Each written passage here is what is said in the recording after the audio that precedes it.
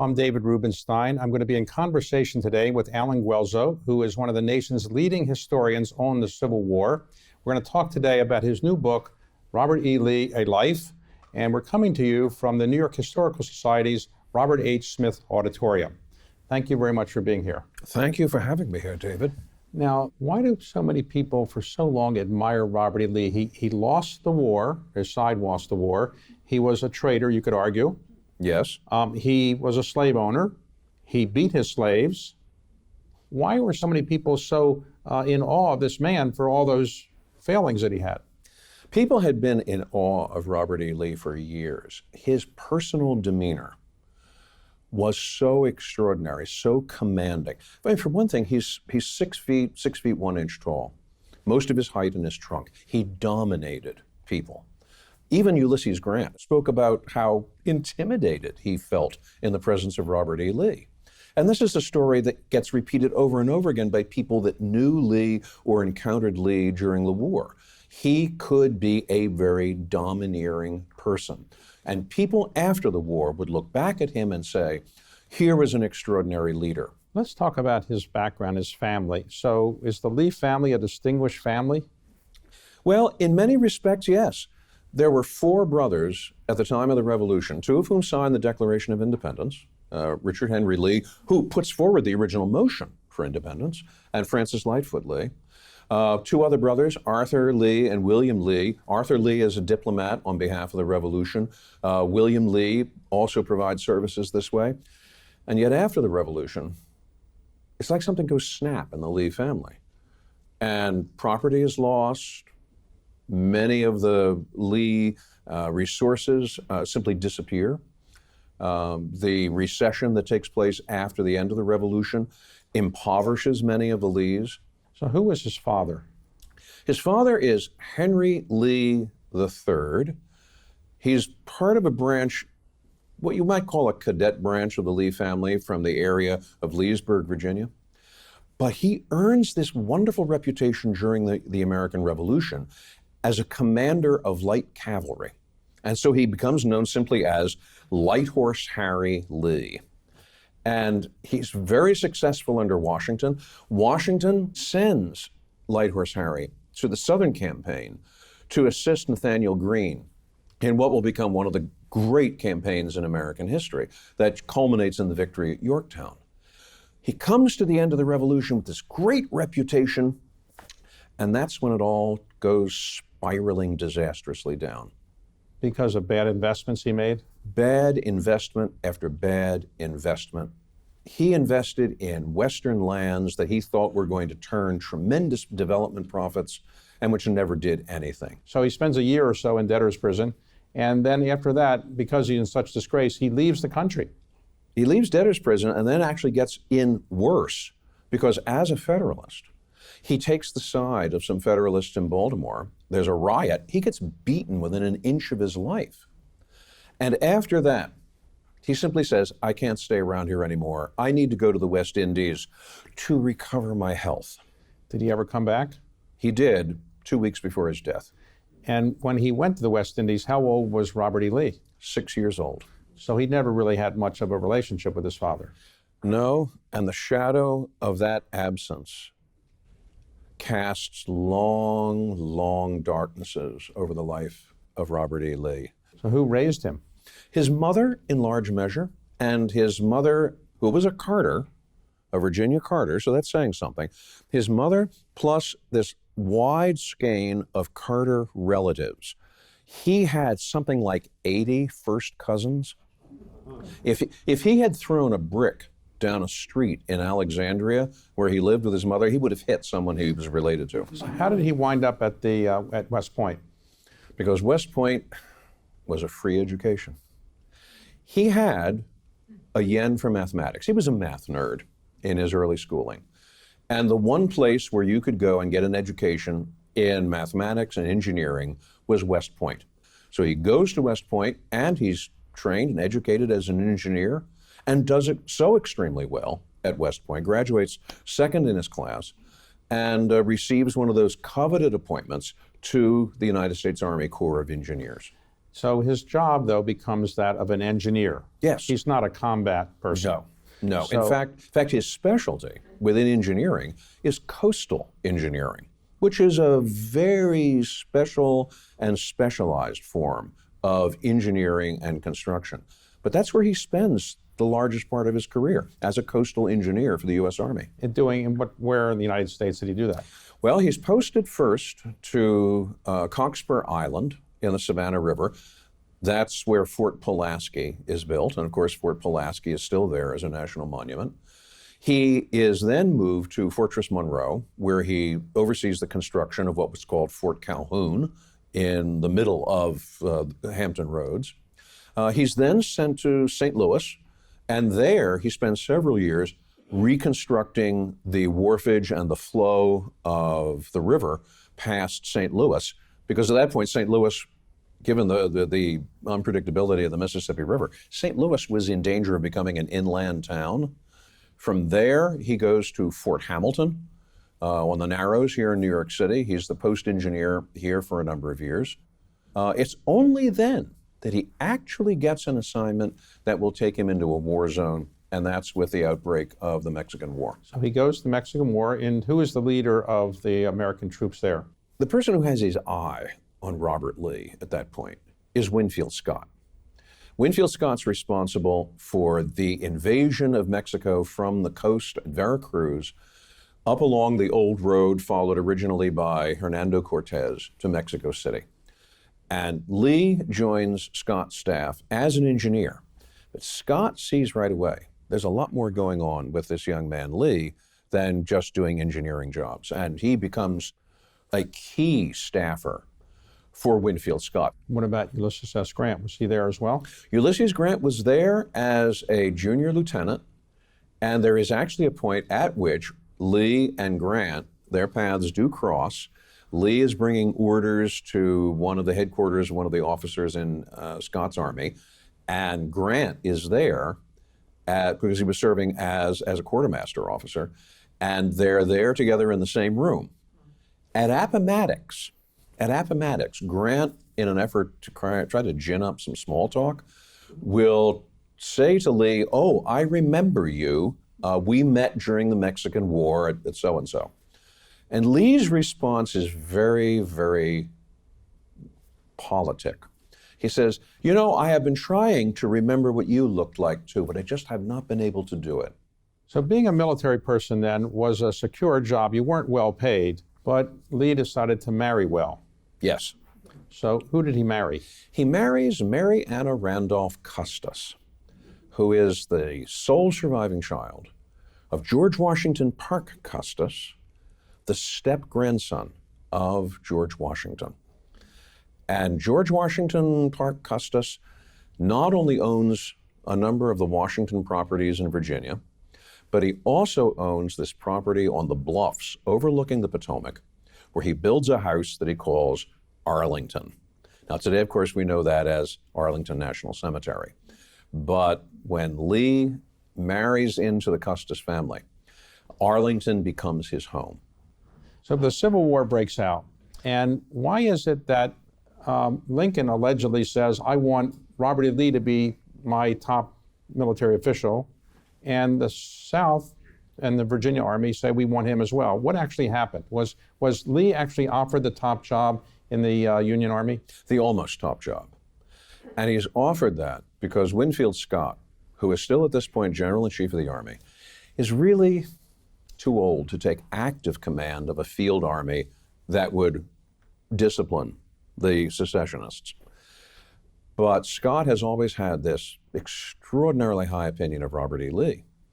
And Scott's recommendation to President Lincoln and to Secretary of War Simon Cameron is that whatever active field army you send across the Potomac, Robert E. Lee should be its commander. So Lincoln enlists the aid of one of the premier political operatives in Washington, D.C., Francis Preston Blair Sr. And Lee is called to a meeting with Blair, and Blair makes the offer on behalf of Lincoln. Lee turns him down. Because? His official explanation was, I cannot draw my sword against my native state, meaning Virginia. Well, Virginia hadn't quite seceded at this point. That question was not yet resolved. That was still hanging in the air. Then the other thing which enters into it, after the meeting with Blair, he goes a few blocks over to the Army's headquarters, meets with Scott, and as he explains things to Scott, I can't accept command of this army, because if I do, my children will lose title to Arlington and the other Custis properties. In other words, the South would say, you are a traitor to the South or your state, Virginia. We're going to take this house, which is the legacy for your children, away from them. Exactly. We're going to confiscate that. And in fact, there were people in Richmond at that moment who were calling for exactly that sort of thing. Let's confiscate that property. Let's plant artillery batteries there because that's going to command Washington, D.C. So he ultimately says no to the Union, but then the South comes to him, and Jefferson Davis says, what about us? Lee is trying to sort out what is likely to happen. And although we know what happens in April of 1861, people then were not really sure. Was there going to be a war? Wasn't clear. Winfield Scott himself had handed out assurances. No, there's not going to be a war. What's going to happen is these southern states are going to declare that they have seceded and formed this new government, the Confederate States, but after a while, there will be a national convention. Everybody will get back together and there will be reconstruction. This is the first instance, in fact, when this word reconstruction gets used. So Lee is listening to this from Scott, and he's trying to think, how can I thread this needle so that on the one hand, I'm not jeopardizing the property of my children's expectations of inheriting this property? How can I do that and yet at the same time not make a commitment one way or the other that's going to trigger something? And in trying to sort that out, he listens to the invitation that is made by the governor of Virginia to come to Richmond. He does that. They offer him command of Virginia forces. He accepts. With every step he takes, he gets deeper and deeper and deeper in. But at that time, had Virginia seceded yet? By that point, yes. Okay. And was it clear there was going to be a military confrontation that Virginia was going to be involved with? No, that's the point. It was not at all clear from things that Scott had said, even from things that Lincoln was saying, that there was going to be some kind of military confrontation. All right, so ultimately he takes this position as the head of the Virginia Army. How does he ultimately become the head of the entire Confederacy? He doesn't actually become head of the entire Confederate Army until February of 1865. But he does become an officer in the Confederate Army at the behest of Jefferson Davis, the new president of the Confederacy. Why?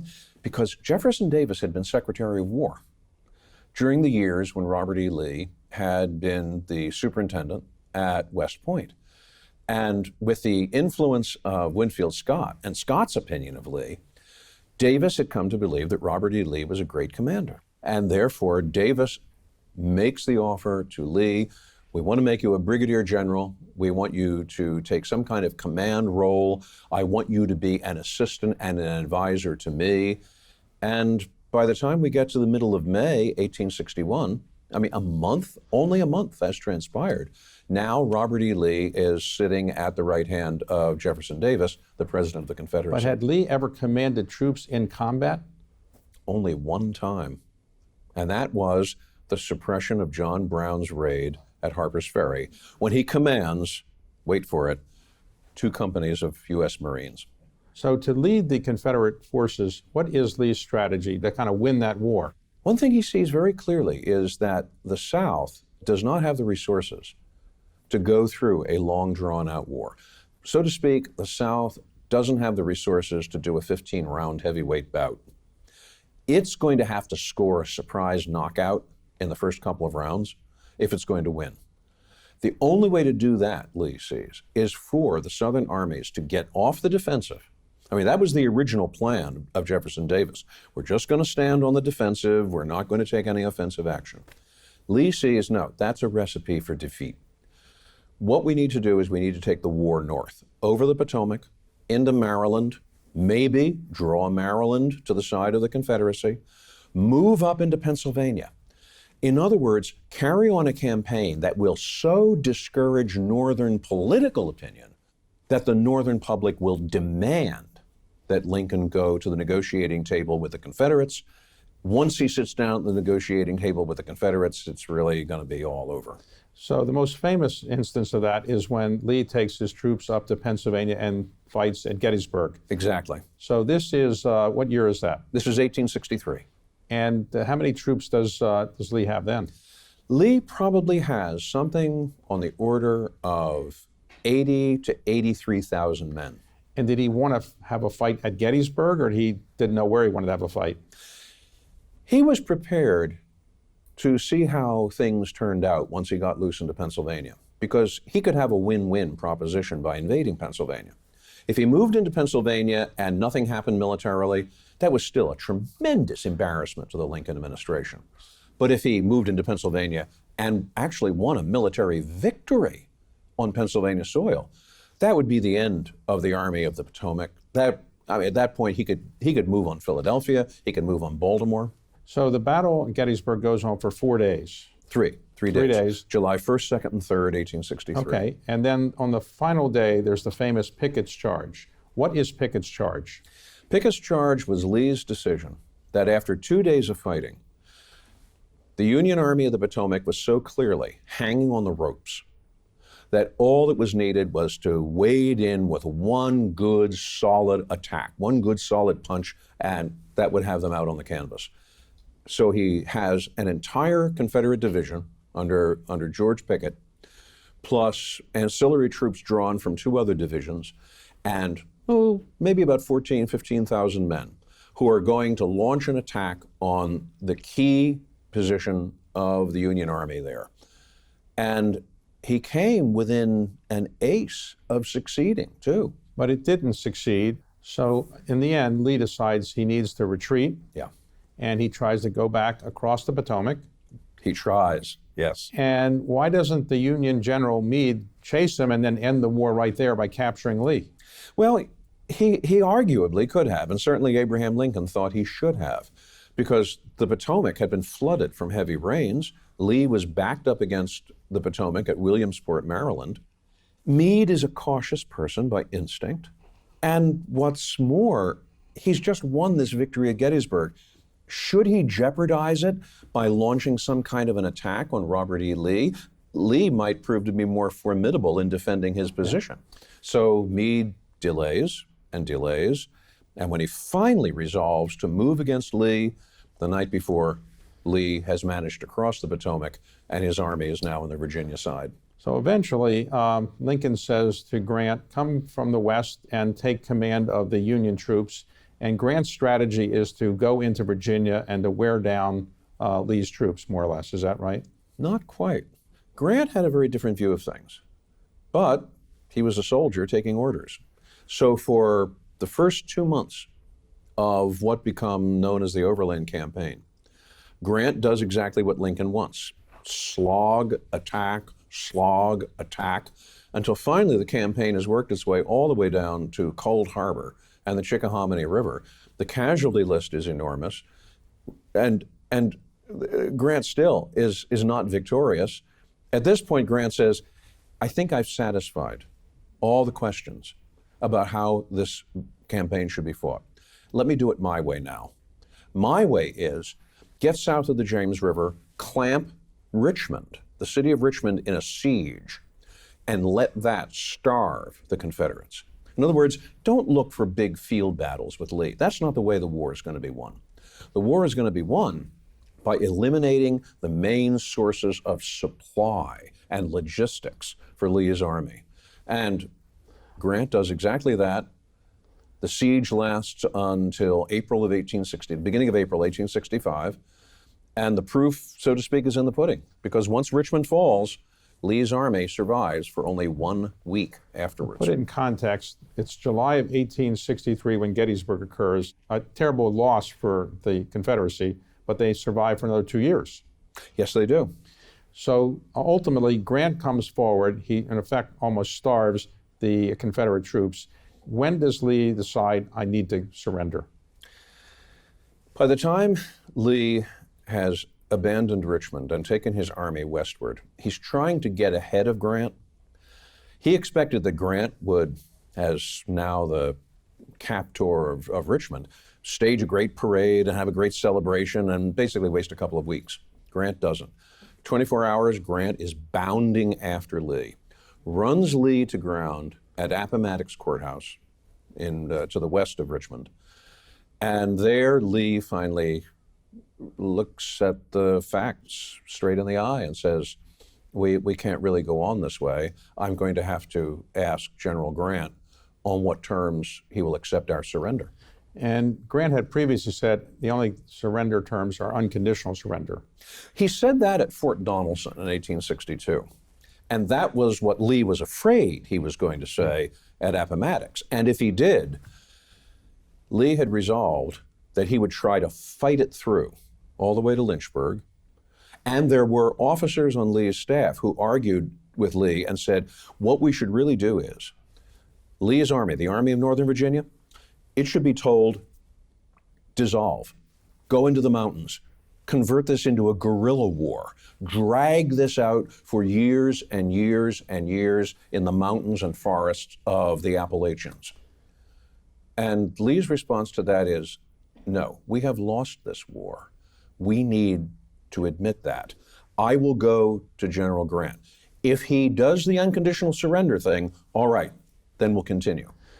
But if he offers any kind of decent terms, we will surrender this army. What were the terms that Grant offered? Parole for all of Lee's army. No humiliating surrender parade, no death march to prison camps. All of Lee's soldiers will be paroled and allowed to go home. Officers will be allowed to keep their sidearms. This is a ceremonial point because it was a point of honor. And soldiers who were going to go home to spring planting could take a horse or a mule from the Confederate Army stock with them, take that home with them to get back to the work of farming and planting. But is Lee surrendering for all the Confederacy or just the Virginia Army? Just the Virginia Army, although the next day, Grant will ask to meet with Lee and ask if Lee would extend these surrender provisions to include all the Confederate armies, at which point Lee's response is, no, I really don't have the authority to do that. The say-so for that would have to come from Jefferson Davis. So what does Lee do? He goes home, and his home was taken over by the Northern troops, right? Oh yes, Arlington had been seized by Union troops very early in the war. And there was a cemetery made there, so there's not likely he's going to go back and live over a cemetery. The property, in fact, had been sold for taxes to the federal government, and the Quartermaster General of the Union Army, Montgomery Meigs, decided to convert the property into a national cemetery. And not only a national cemetery, but into a refugee camp for fugitive slaves called the Freedmen's Village. So he ultimately, though, takes a job. What's the job he takes? President of Washington College. And why does he take that job? Is Washington a famous college then? No, it was really not much more than a finishing school for the Scots-Irish gentry of the upper end of the Shenandoah Valley. And I think one major reason why he does agree to accept the offer of the trustees of Washington College is that will get him almost as far away from Washington, D.C. as he can get and still be within the terms of his parole, staying in Virginia. Washington, D.C. being the place that at that point was baying for Lee to be put on trial for treason. But Lee actually was indicted. He was indicted. But never actually tried. Why not? When Lee learned about the indictment, and this indictment happens in May of 1865, he immediately writes to Grant and says, I thought we had a parole agreement. And my understanding was that the parole would insulate myself and my soldiers from any indictments or accusations of treason. Grant takes it as a point of honor, and Grant goes to President Andrew Johnson, Johnson now being the president after Lincoln's murder, and makes that case. Johnson's response is, well, look, Lee is a traitor. My Attorney General, James Speed, is telling me he should be put on trial, that military paroles don't extend as far as civilian accusations of treason. And Grant's response is, in that case, I will resign as General-in-Chief. Well, if there's one thing Andrew Johnson couldn't afford politically at that moment was to have Ulysses Grant resign as General-in-Chief. So Johnson backs off. So in the end, in your view, Robert E. Lee is a traitor, a great American, in between? He committed treason. I can't put it any other way. Here's the complicated and conflicted part of Robert E. Lee, and that is he will say in a letter that he writes to his wife in 1856, slavery is a moral and political evil in any country. He will insist in the years after the war that he pleaded with Jefferson Davis to emancipate the Confederacy's slaves because slavery was a millstone around the Confederacy's neck. And yet at the same time, he is the man commanding armies that are defending slavery, that if he had succeeded, slavery would have been perpetuated. How does one sort this out? He sees the differing issues and he makes no effort to try to resolve them at all. Thank you very much for an interesting conversation. Thank you, David.